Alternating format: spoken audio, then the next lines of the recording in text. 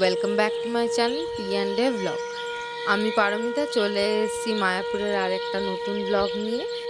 মায়াপুরের ফার্স্ট পার্টে আমি আপনাদের সাথে শেয়ার করেছিলাম যে আমরা মায়াপুরে ঢুকে গেছি।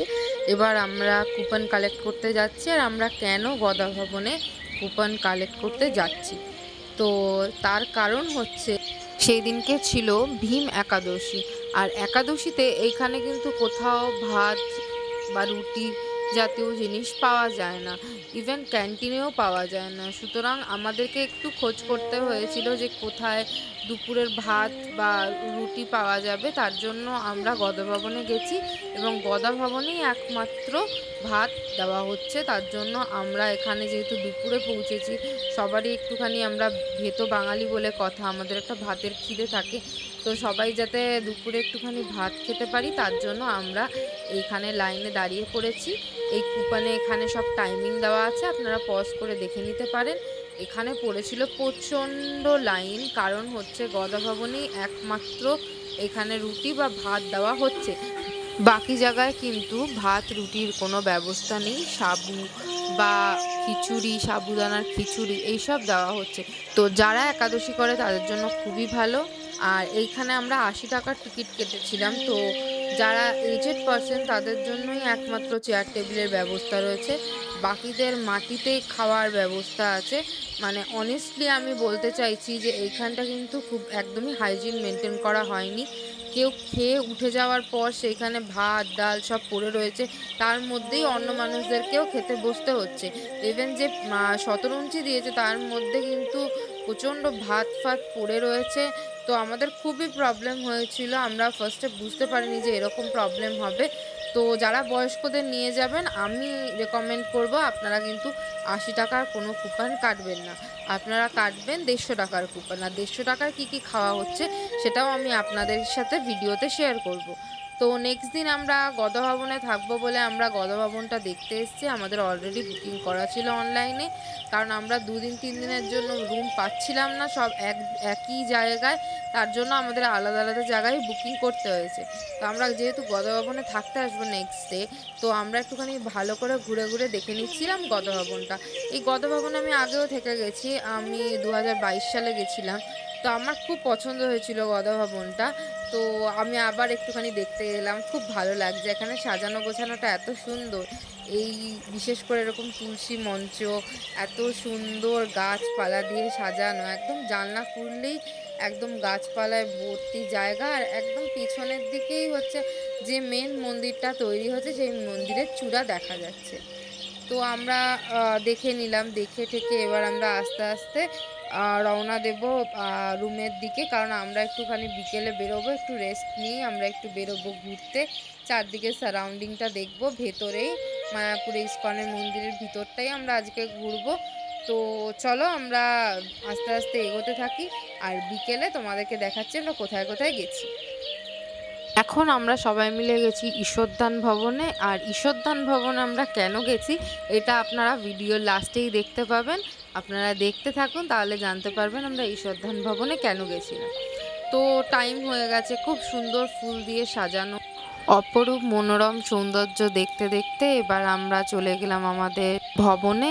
এবার রেডি হয়ে আমরা বেরিয়ে পড়লাম বিকেল বেলা। তো ফার্স্টেই আমরা কোথায় যাচ্ছি আমি দেখাচ্ছি আপনাদেরকে, চলুন দেখাচ্ছি কোথায় যাচ্ছি, চলুন আমার সাথে।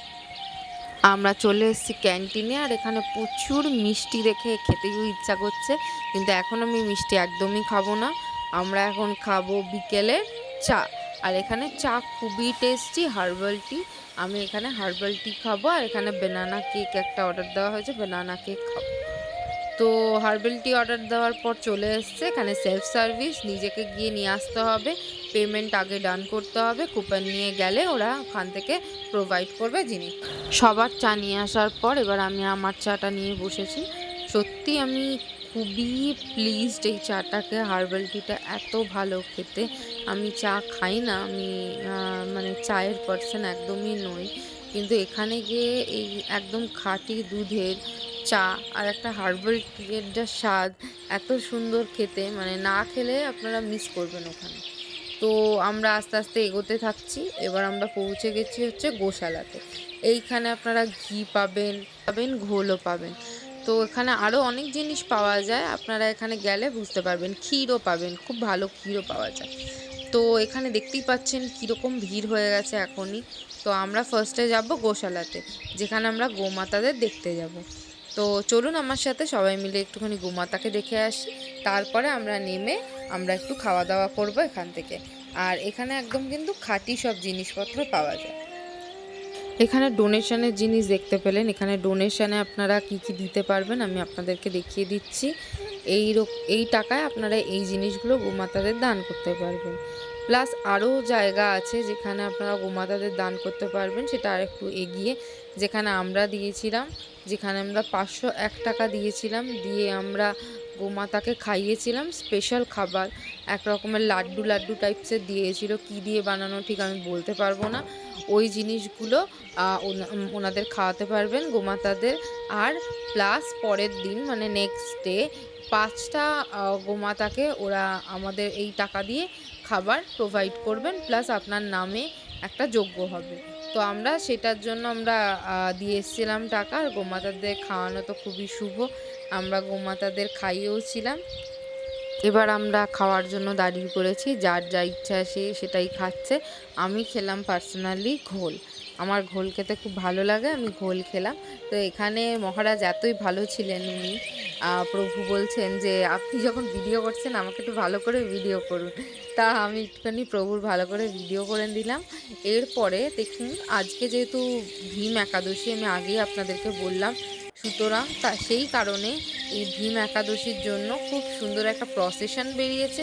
সেই প্রসেশন আমি আপনাদেরকে দেখাচ্ছি, কত সুন্দর প্রসেশন।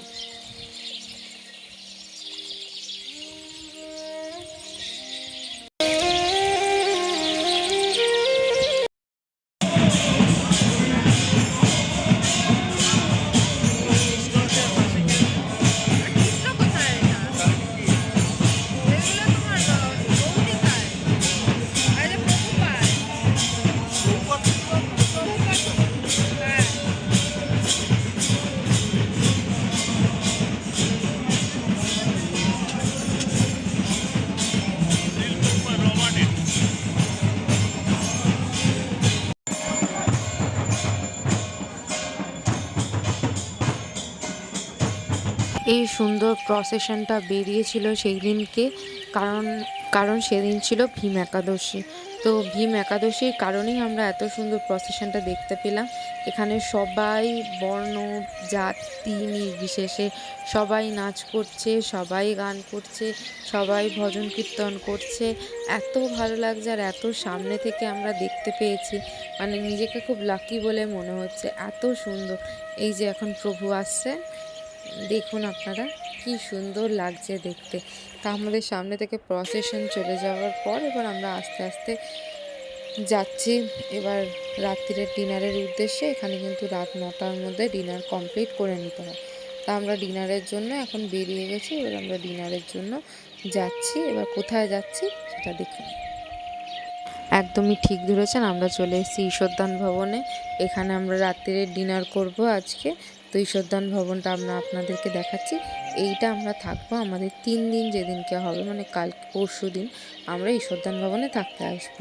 তো আমরা এখানে দেখিয়ে দিচ্ছি আপনাদেরকে যেখানে খাওয়ার ব্যবস্থা কীরকম। দেখুন এখানে টেবিল চেয়ার দিয়ে দিয়েছে। তো ফার্স্ট আমরাই এসেছি ফার্স্টে, তাই আমরা ফার্স্ট ব্যাচেই বসছি। বা হাত ধোয়ার জন্য এখানে লিকুইড সোপও দেওয়া রয়েছে। তো আমাদের একদম ডায়েট মেনটেন করে খাবার দেওয়া হয়েছে। ভাত, ডাল, তরকারি, আর 2 রকমের তরকারি, আর হচ্ছে এখানে দেওয়া হয়েছে মিষ্টি, একটা ভাজা মানে ভাজি, একটা ভাজি মানে হচ্ছে যেটা এমনি তেল দিয়ে নাড়ানো হয়, আর ভাজা হচ্ছে এখানে একটা কুমড়োর বড়া টাইপসের দিয়েছিল, পাঁপড় দিয়েছিল, রুটিও দিয়েছিল, মিষ্টিও দিয়েছিল।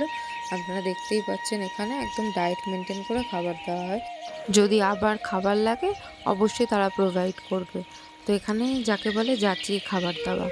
তো আমাদের রাত্রে ডিনার কমপ্লিট, এবার আমরা চলে যাচ্ছি আমাদের ভবনে। তো নেক্সট পার্ট আসছে খুব তাড়াতাড়ি, অবশ্যই স্টে টিউন। আমার ভিডিও ভালো লাগলে অবশ্যই like, comment, share and subscribe করবেন। Thank you for watching my video.